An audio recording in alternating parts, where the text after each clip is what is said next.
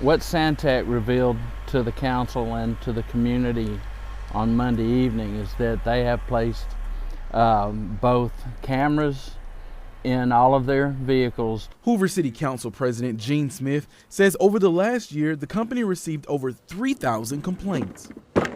They missed my street, they missed my house, or they didn't put the can back where they should have. But most of all, many residents had complaints about what was being done with their recycled waste. I think something that the city and Santec still realizes is more education needs to occur with the citizens, where they become more knowledgeable. Everybody becomes more knowledgeable on what can be recycled.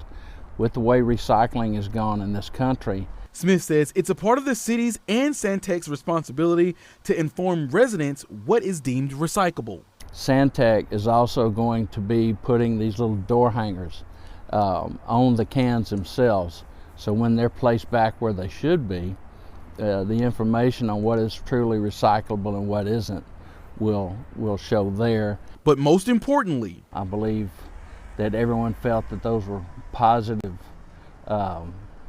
things that they did on their own with really no notification to the city. So they're looking out, they're trying, they committed to trying to do better. In Hoover, Xavier Harris, WVTM 13.